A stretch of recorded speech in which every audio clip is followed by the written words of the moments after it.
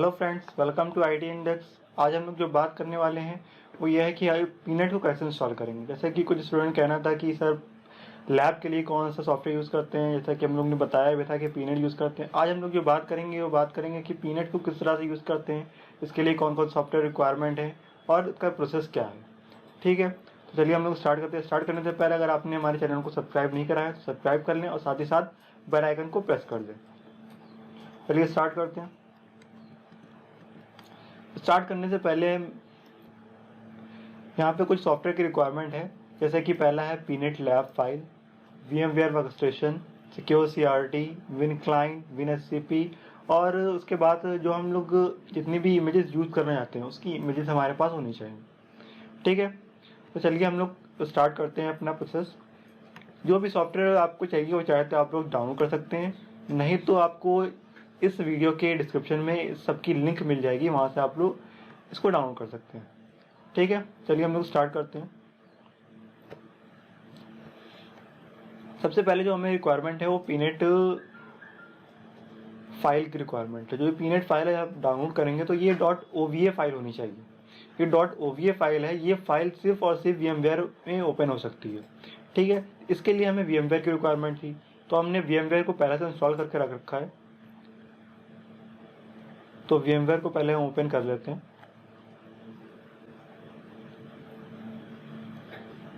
ठीक है, अब हमें ये जो हमारे पास फाइल थी pnet.ova फाइल, इस फाइल को हम इंपोर्ट कराएंगे VMware पे। ठीक है, तो इंपोर्ट कराने के लिए सिंपल से यहाँ पे जाके ओपन कर देंगे उसको, और जहाँ पे भी जो लोकेशन है उस लोकेशन से पीनट की फाइल को उठा के ओपन कर देंगे एंड इसको इंपोर्ट करा देंगे। इसमें कुछ टाइम लगने वाला है, तो मैं यहाँ से वीडियो को स्किप करके आगे मिलता हूँ आपको। चलिए ये कंप्लीट होने वाला है और ये पूरा इंपोर्ट हो चुका है। ठीक है, देखिए हमारा ये पीनट इंपोर्ट हो चुका है। अब यहाँ पे इसने 8 GB memory by default detect करी है। अगर आपके पास इतनी रैम नहीं है तो मिनिमम इसको 4 GB रिक्वायरमेंट होती है। ठीक है, तो आप मिनिमम 4 GB भी सेट कर सकते हैं, लेकिन मैं अभी इसको 8 GB ही सेट रखता हूँ। ठीक है, 4 GB से अगर आप इसको कम करेंगे तो फिर प्रॉब्लम आने वाली है आपके डिवाइसेस के साथ। ठीक है, इसके साथ साथ आपको एक चीज़ यहाँ पे और करनी है पीनट में, ये प्रोसेसर में जाके यहाँ पे वर्चुअलाइजेशन जो होता है इसका, ये एनेबल करना है आपको यहाँ पे।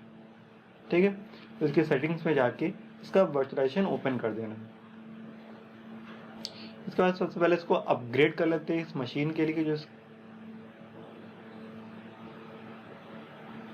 हमारा VMware 16 चल रहा है तो 16 के अकॉर्डिंग इसको हम अपग्रेड कर देते हैं। ठीक है,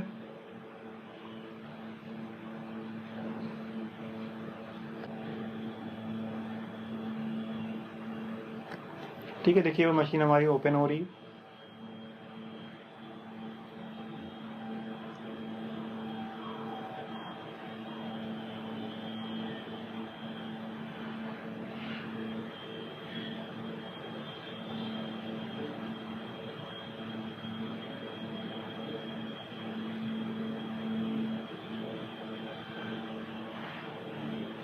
चलिए देखिए हमारी मशीन ओपन हो चुकी है।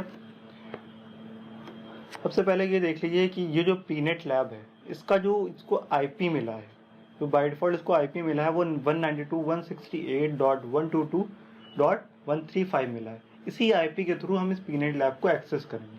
ठीक है, तो ये IP सबसे इम्पॉर्टेंट है। इसके बाद इस पीनट लैब को अगर हम ओपन करने की बात करें तो इसका जो by default login user name होता है वो रूट होता है, और जो पासवर्ड होता है वो पीनट होता है। ये बाय डिफ़ॉल्ट सेट होता है। ठीक है, अब यहाँ पे आपसे जब आप इसको एंटर करेंगे तो यहाँ पे आपको एक पासवर्ड मांगेगा नया, जो आप सेट कर सकते हैं। चाहे तो आप कोई नया पासवर्ड सेट कर लीजिए। मैं यहाँ पे एक पासवर्ड सेट कर देता हूँ। ठीक है, डोमेन नेम अगर आप कोई देना चाहते दे सकते हैं, अदरवाइज ऐसे छोड़ सकते हैं। और ये आपका IP प्रोसेस है, यहाँ पे आप IP किस तरह से लेना चाहते हैं। अभी तो यहाँ पे जो IP मिल रहा है वो DHCP के थ्रू मिल रहा है, चाहे तो आप इसको स्टैटिक भी कर सकते हैं। ठीक है, तो मैं अभी इसको DHCP छोड़ देता हूँ, और बाकी NTP सर्वर वगैरह की इन्फॉर्मेशन है वो जब हम इसको पब्लिकली एक्सेस करना चाहते हैं तब इसको यूज़ करते हैं। ठीक है, तो अभी मैं सिर्फ इसको ऐसे तक छोड़ देता हूँ। तो देख लीजिए मेरी सारी कॉन्फ़िगरेशन हो चुकी है। अब ये मशीन एक बार फिर से रीस्टार्ट होगी तब ये यूज़ के लिए तैयार है।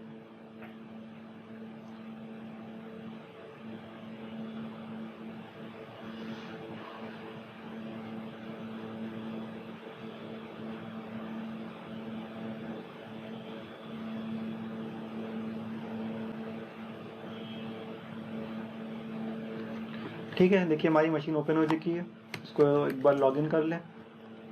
रूट हमारा पासवर्ड था, जो हमने पासवर्ड दिया वो पासवर्ड डाल देते हैं। ठीक है, देखिए हमारा लॉगिन होकर आ चुका है। ठीक है, अब हम इसको एक्सेस करेंगे। तो एक्सेस करने के लिए हमें कोई एक ब्राउज़र चाहिए होगा। तो अभी हम क्रोम का यूज़ कर देते हैं। क्रोम पे सिंपल सा हम यहाँ पे URL में जाके अपना जो भी IP था वो IP हम डालेंगे यहाँ पे। ठीक है, तो मेरा IP क्या था वहाँ पे 192.168.122.135।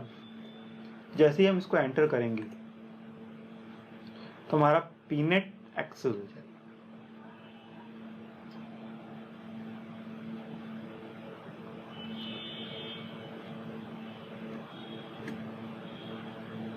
ठीक है, देखिए हमारा पीनेट एक्सेस हो चुका है। अब देखिए यहाँ पे दो चीज़ पूछ रहा है पीनेट को, आप किस मोड में पीनेट को यूज़ करना चाह रहे हैं, ऑनलाइन मोड या ऑफलाइन मोड। ऑनलाइन मोड वो होता है जब कोई आप सर्वर यूज़ कर रहे हैं, जैसे पीनेट किसी एक सर्वर पे पड़ा है और आप रिमोटली उसको एक्सेस करना चाहते हैं किसी भी सिस्टम पे, तब उसको ऑनलाइन मोड हम यूज़ करते हैं, जिसमें हम अलग अलग डिफरेंट यूज़र बना देते हैं और उस यूज़र के through particular different user access कर सकते हैं।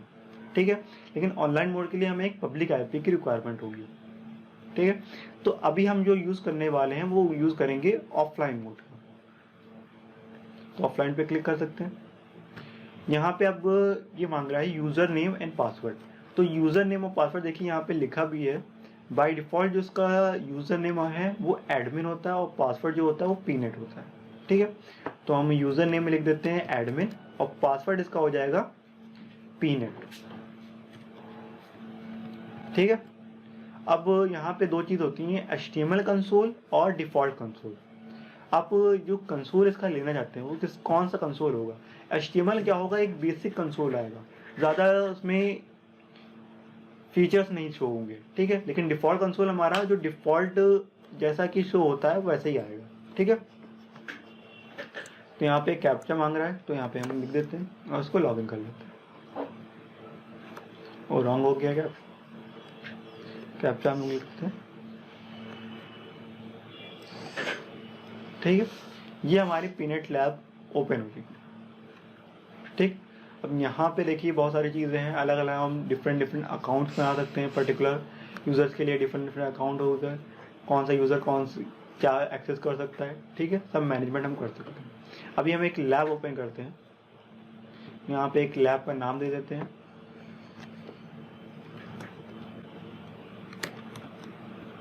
ठीक है, यहाँ पे देखिए हम लैब की परमिशन भी सेट कर सकते हैं कि ये लैब को कौन एक्सेस कर सके। ठीक है, जैसे अभी यहाँ पे लिखा है एडमिन एंड स्पेशल यूज़र। ठीक है, who can join this lab, admin and special user. ठीक है, तो यहाँ पे हम पर्टिकुलर सेट कर सकते हैं कि एडमिन कर सके या एवरीवन या कोई यूज़र। ठीक, तो इस तरह से हम जो हमने लैब क्रिएट करने जा रहे हैं उसकी हम यहाँ पे परमिशंस भी सेट कर सकते हैं। ठीक है, तो हम इसको अभी ऐड कर लेते हैं। ये देखिए अभी हमारा ये पैनल खुलकर आ गया है। ठीक है, अब यहाँ पे जितने भी जो हमारा लैब का प्लेटफॉर्म आ गया, अब यहाँ पे हम जितने भी डिवाइसेस हैं, जो भी नोट्स हैं, उन सबको ऐड कर सकते हैं। ठीक है, लेकिन अभी हमारे पास यहाँ पे कोई भी नोट नहीं हुआ है। जैसे हम अगर कोई नोट को ऐड करना चाहें तो यहाँ पे देखिए अभी कोई भी नोट शो नहीं हो रहा, ना कोई भी राउटर है ना स्विच है। ठीक है, तो अब हम लोग क्या करते हैं, हम लोग क्या करना है, यहाँ पे नोट्स को ऐड कराना है, यानी कि राउटर स्विचेस की इमेजेस को ऐड कराना है। तो उसको ऐड कराने के लिए क्या करते हैं, अब हम लोग देखते हैं आगे। ठीक है, चलिए हम लोग देखते हैं। तो अब हमें सबसे पहले एक जो सॉफ्टवेयर की रिक्वायरमेंट होगी वो विन SCP की रिक्वायरमेंट होगी। ठीक है, विन SCP करेगा क्या, बेसिकली ये देखिए समझिए। जैसा कि अभी हमने पीनेट ओपन करा, VMware ने pnet ओपन करा था। तो देखिए pnet क्या है, कमांड फॉर्म में चल रहा है।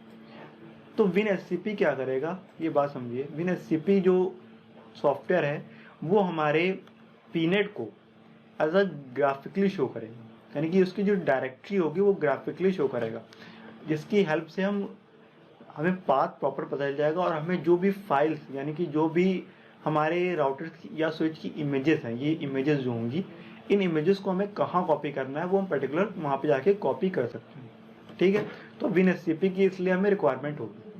तो WinSCP को हम लोग चलते हैं और इंस्टॉल कर लेते हैं। अभी मैंने इसको डाउनलोड करके रख रखा है।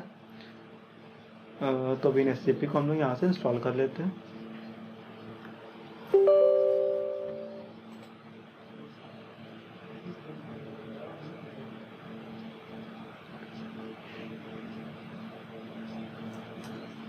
ठीक है, WinSCP यहाँ से इंस्टॉल हो रहा है।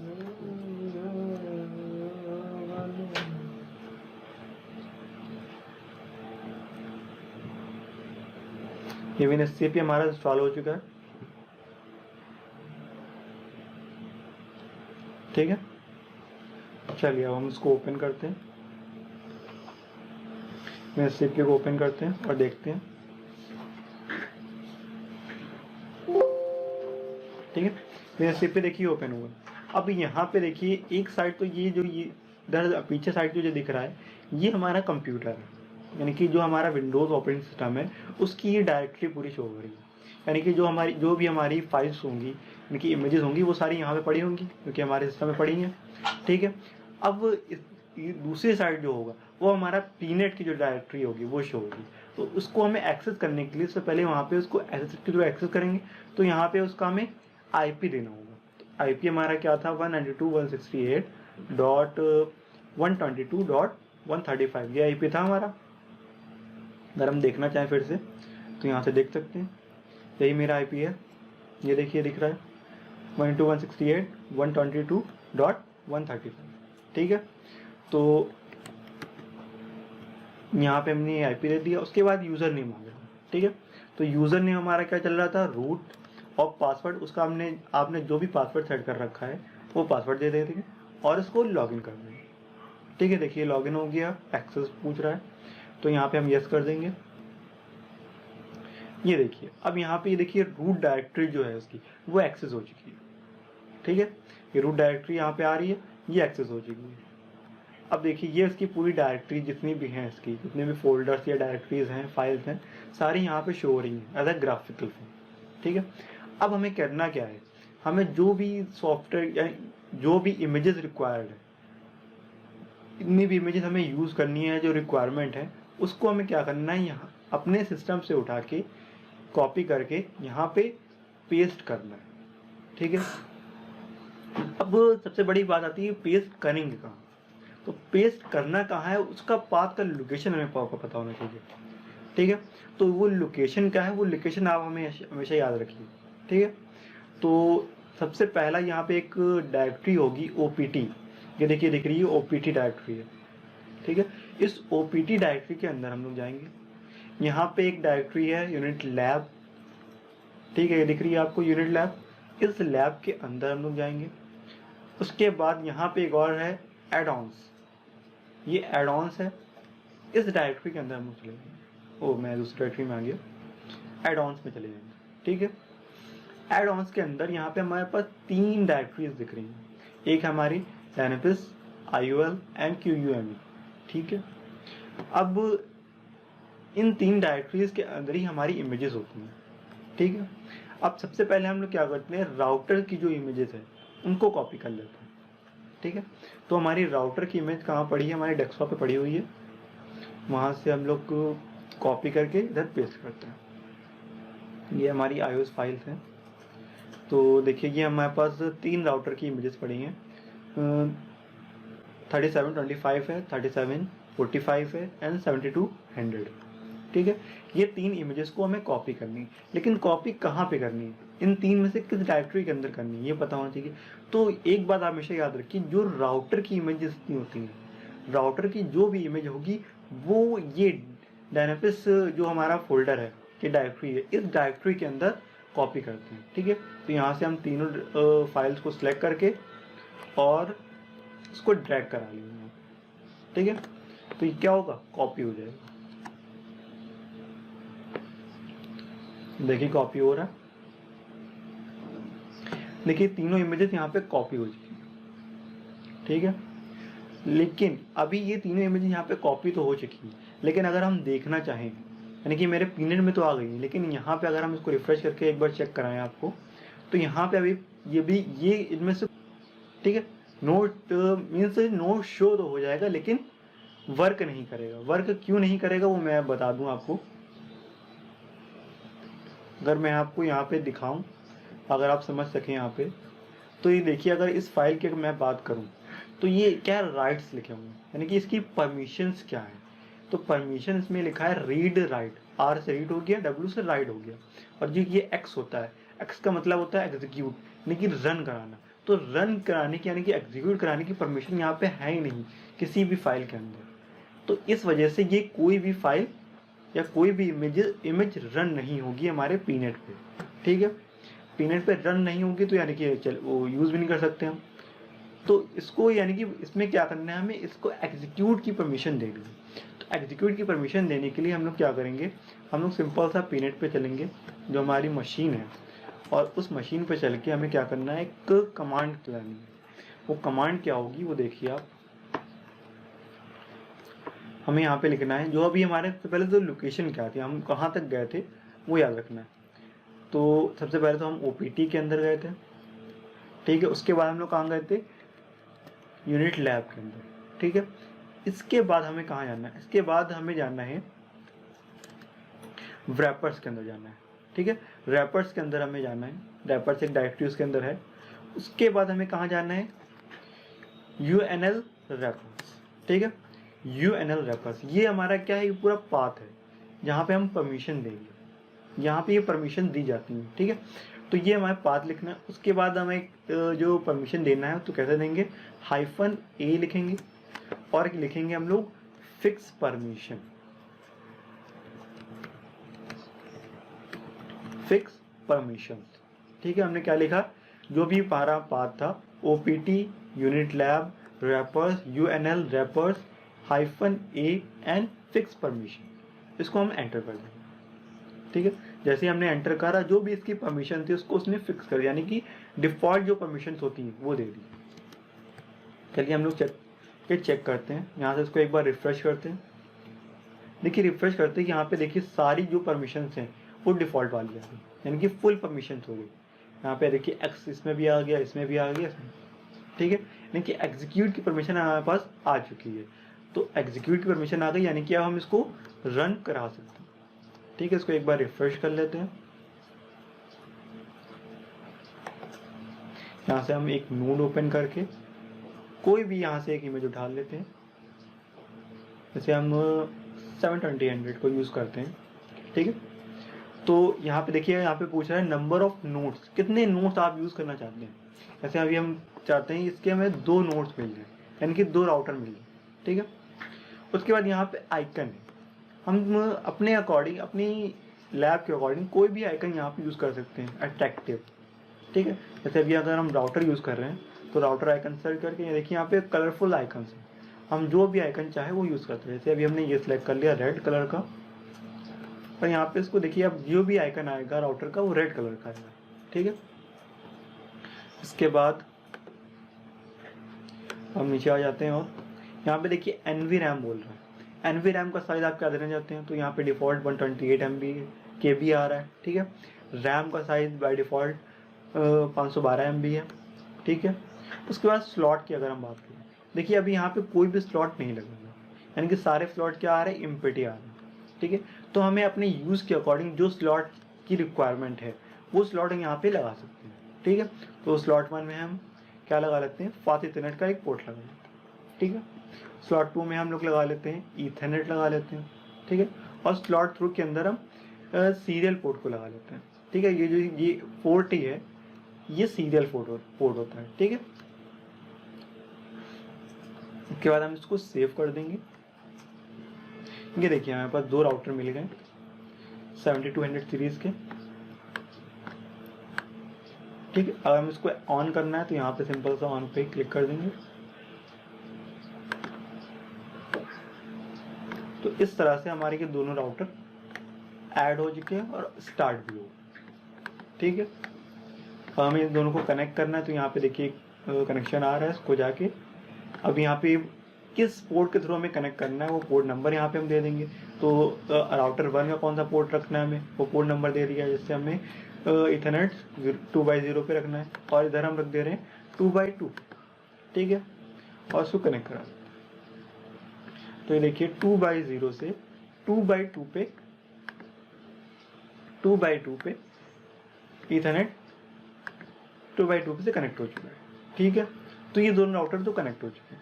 अब हमें क्या करना है, इन दोनों राउटरों को कंसोल एक्सेस करना है, यानी कि हमें जो कमांड रन करानी, तो हम कंसोल के थ्रू ही कराते हैं। तो कंसोल एक्सेस कराने के लिए हम जो भी डिवाइस होता है, जो भी नेटवर्क डिवाइस है, उस पर क्या करेंगे, राइट क्लिक करेंगे। जब राइट क्लिक करेंगे तो जो डिवाइस होता है वो टेलनेट के थ्रू एक्सेस होता है, ये बात आपको याद रखनी चाहिए। यहाँ पे पीनेट पे जो भी डिवाइस एक्सेस होता है कंसोल, वो टेलनेट के थ्रू एक्सेस होता है, ठीक है। तो ये बात आपको याद रखनी चाहिए कि टेलनेट जो आपकी सर्विस है वो आपके सिस्टम में ऑन होनी चाहिए, यानी कि इंस्टॉल होनी चाहिए, ठीक है। वो मैं बता दूंगा अभी आपको कि टेलनेट सर्विस कहाँ से इंस्टॉल करते हैं, ठीक है। तो अभी हम इसको ओपन कर लेते हैं। तो बाय डिफॉल्ट अभी जो आपका टेलनेट पे कोई भी सॉफ्टवेयर इंस्टॉल नहीं होगा, यानी कोई भी सॉफ्टवेयर नहीं लगा होगा, ठीक है, कोई भी सॉफ्टवेयर ऐड नहीं होगा टेलनेट पे, इस वजह से ये अभी ओपन नहीं हो रहा है, ठीक है। मैं इसको ओपन करता हूँ फिर से दोबारा, देखिए यहाँ पे कुछ भी ओपन नहीं हो रहा है। क्यों नहीं हो रहा है, क्योंकि टेलनेट के थ्रू कोई भी एप्लीकेशन नहीं है अटैच। टेलनेट तो एक प्रोटोकॉल है ना, उसके थ्रू कौन सी एप्लीकेशन यूज़ होनी है, वो एप्लीकेशन नहीं है हमारे पास। तो वो एप्लीकेशन कौन सी हम लोग यूज़ करेंगे, उसकी हम लोग बात करते हैं कि हम लोग कंसोल किसके थ्रू यूज़ करते हैं। तो कंसोल जो हम लोग यूज़ करने वाले हैं वो है हमारा सिक्योर CRT, ठीक है। जो कंसोल हम लोग यूज़ करेंगे वो हमारा क्या है, सिक्योर CRT। इसको हम लोग इंस्टॉल करके इसमें हम लोग क्या करेंगे, टेलनेट को या हमारे जो भी डिवाइसेस हैं उनके कंसोल को एक्सेस करेंगे, ठीक है। तो चलिए इसको भी इंस्टॉल कर लेते हैं हम लोग। तो यहाँ से हम लोग इंस्टॉल करते हैं, फिर राइट क्लिक करके, ये देखिए इंस्टॉल हुआ जा रहा है।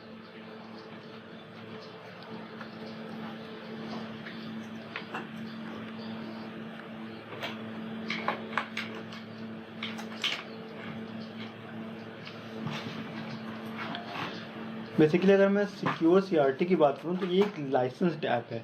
इसका आप चाहे तो लाइसेंस परचेज कर सकते हैं, अदरवाइज इसमें 30 डेज़ का ट्रायल मिलता है, तो आप इसको यूज़ करके यूज़ कर सकते हैं। ओके, चलिए मैं आगे इंस्टॉल कर लेता हूँ उसको, ठीक है। मैं कंप्लीट इंस्टॉलेशन कर रहा हूँ।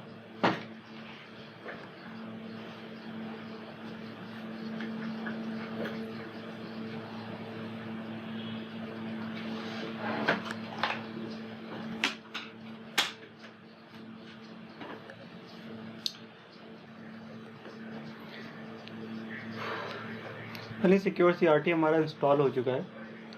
अब हम क्या करते हैं, चल सबसे पहले चेक करते हैं कि अब हम जो एक्सेस करेंगे तो शो हो रहा है कि नहीं हो रहा है, ठीक है। तो हम इस पर डबल क्लिक करके देख करते हैं। तो देखिए अब यहाँ पे क्या लिख कर आ रहा है, ओपन सिक्योर CRT एप्लीकेशन, यानी कि इसने टेलनेट के थ्रू एक्सेस कर लिया है कि अब उसको पता चल गया कि हमारे पास कोई टेलनेट का एप्लीकेशन है जो उसको ओपन कर सके, ठीक है। तो उसने क्या एक्सेस करा है, सिक्योर CRT एप्लीकेशन को एक्सेस करा है, ठीक है। इसके थ्रू ये क्या कर रहा है, टेलनेट सेशन को ओपन कर रहा है, ठीक है। तो हम इसको ओपन करते हैं। ये देखिए हमारा जो भी डिवाइस है उसकी कॉन्फ़िगरेशन यहाँ पे ओपन हो चुकी है, ठीक है। यानी कि सिक्योर CRT को हमने क्या करा है, के थ्रू राउटर को हमने क्या करा है, कंसोल एक्सेस कर लिया, ठीक है। देखिए यहाँ पे राउटर पूरा चल रहा है, जो भी कमांड चलाना चाहें, रन कराना चाहें वो रन करा सकते हैं, ठीक। चलिए अब हम लोग आगे थोड़ा सा करते हैं। हमने अभी राउटर को तो ऐड करा लिया, ठीक है। इसी के साथ साथ हम लोग क्या कराते हैं, स्विच को भी करा लेते हैं और फायरवॉल को, ठीक है। तो जैसे हमने राउटर कराया वैसे ही स्विच और फायरवॉल को भी कराएंगे। तो स्विच के हमारे पास अभी जो इमेजेस हैं वो ये है कि लाइनक्स इमेजेस हैं, ठीक है। तो ये इमेजेस जो होती हैं वो डायनेमिक्स में चल रही जो स्विच की जो इमेजेस होंगी वो चलेगी IOL जो डायरेक्टरी है वहाँ पे आपको कॉपी करनी होगी। तो IOL के अंदर जो बिन डायरेक्टरी है, ये यहाँ पे बिन दिख रहा है, बिन डायरेक्टरी के अंदर जो आपकी ये L2 की जो भी L2 की जितनी भी इमेजेस होंगी वो यहाँ पे कॉपी होंगी, ठीक है। तो यहाँ पे बिन पे जाके हम जो ये L2 की जितनी इमेजेस हैं, यानी कि लेयर 2 हमारा स्विच डिवाइस होता है, ठीक है। तो लेयर 2 की जितनी इमेजेस हैं वो हम यहाँ पे कॉपी कर लेते हैं, ठीक है। ये कॉपी हो रहा है।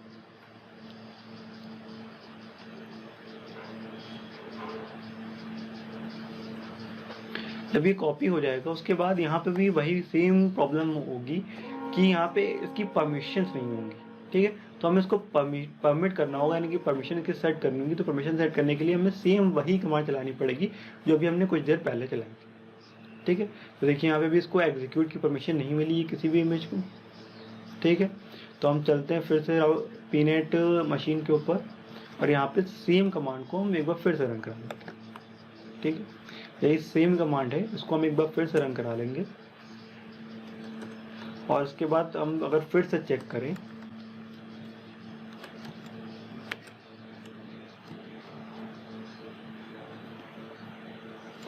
ठीक है। यहाँ पे अगर हम चेक करना चाहें तो देखिए यहाँ पे एग्जीक्यूट की परमिशन मिल गई, ठीक है।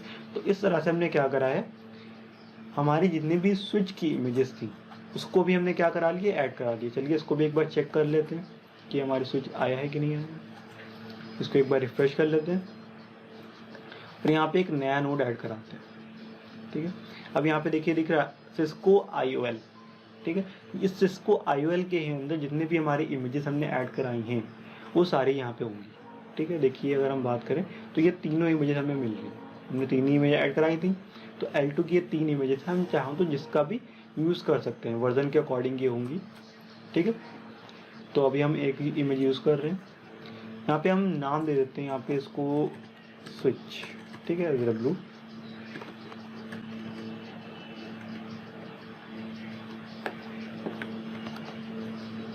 ठीक है। यहाँ पे स्विच की कोई इमेज लगा देते हैं, आइकन लगा देते हैं उसका। तो एक ये आइकन मैं ले लेता हूँ ग्रीन, थोड़ा सा अट्रैक्टिव, ठीक है। उसके बाद NVRAM की अगर मैं बात करूँ स्विच की तो ये 1024 KB यूज़ कर रहा है NVRAM, ठीक है। और रैम 1024 यूज़ कर रहा है, लेकिन हमें स्विच के लिए इतनी रिक्वायरमेंट नहीं होगी तो इसको हम कम भी कर सकते हैं, ठीक है, ताकि हमारे पास जितनी रैम है उसमें सफिशेंट रहे, ठीक है। हम इसको कर लेते हैं 256 कर लेते हैं, ठीक है। इतने में हमारा काम हो जाएगा। उसके बाद ईथरनेट यहाँ पे अभी सिर्फ एक पोर्ट लगा हुआ है, हम चाहें तो इसको और एक्स्ट्रा ऐड कर सकते हैं। तो यहाँ पे अभी हम लोग कर ले रहे हैं, यहाँ पे हमने इसको 5 कर दिया, ठीक है। 5 हमने स्लॉट लगा दिए यहाँ पे ईथरनेट। उसके बाद हम इसको सेव कर लेते हैं, ठीक है। देखिए मेरे पास ये स्विच आ चुका है यहाँ पे। हम स्विच को ऑन कर लेते हैं,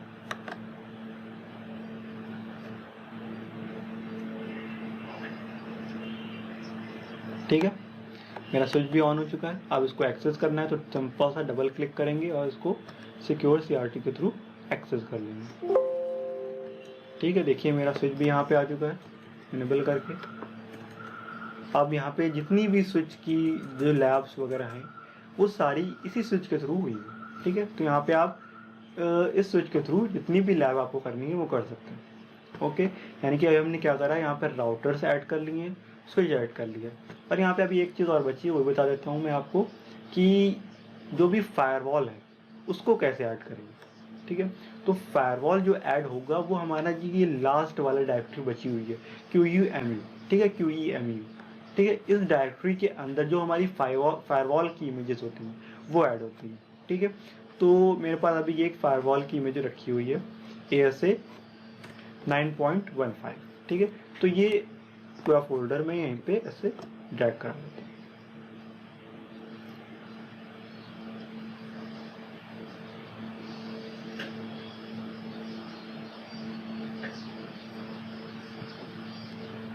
ठीक है।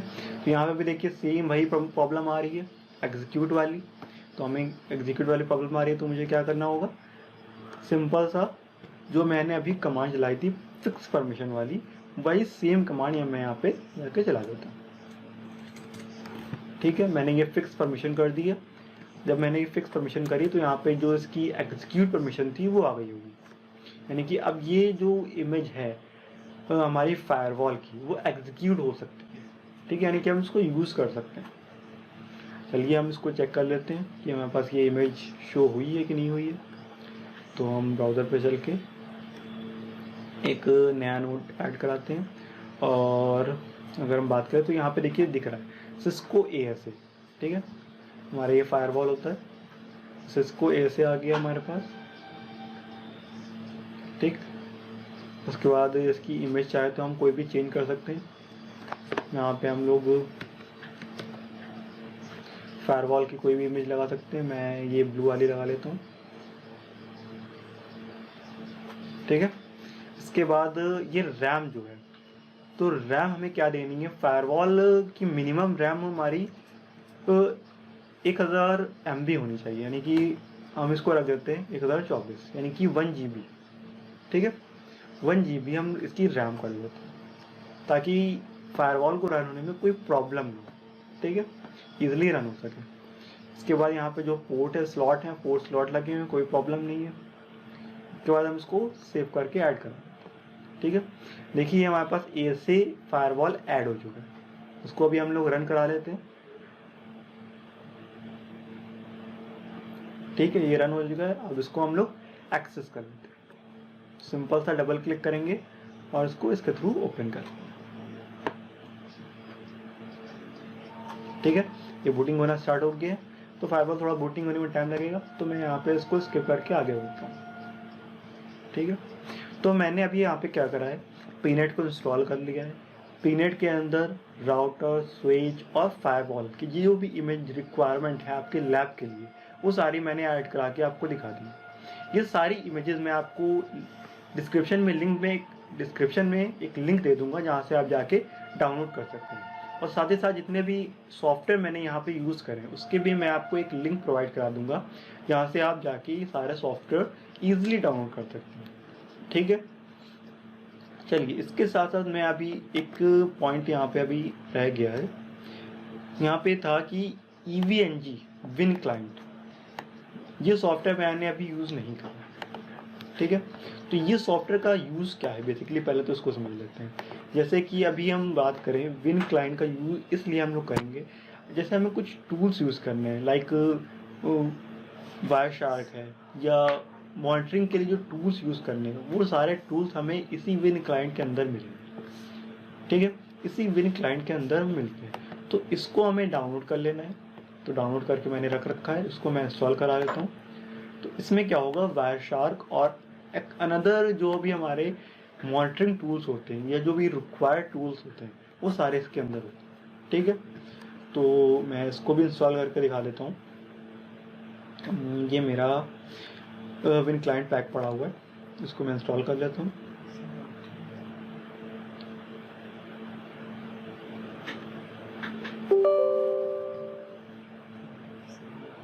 ठीक है, विन क्लाइंट में इंस्टॉल कर रहा हूँ। यहाँ पे देखिए 2 चीज़ें इंस्टॉल कर रहा है, बाकी ये सारी चीज़ें पहले से बोल रहा है इंस्टॉल्ड है इसमें। ठीक है, इसकी रिक्वायरमेंट नहीं है, लेकिन क्या क्या बोल रहा है ये आप इंस्टॉल कर सकते हैं वायरशार्क और अल्ट्राविन से। ठीक है, तो मैं इन दोनों को इंस्टॉल कर लेता हूँ।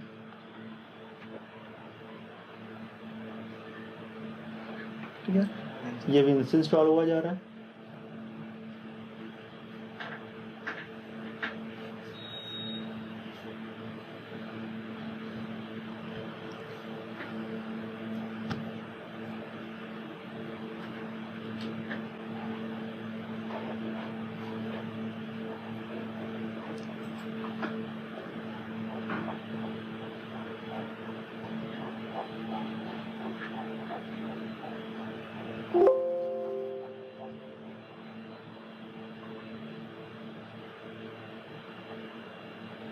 ठीक है,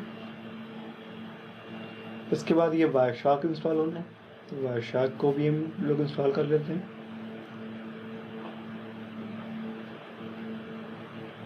सिंपल सा, ठीक है, इसको मैं भी इंस्टॉल कर लेता हूँ।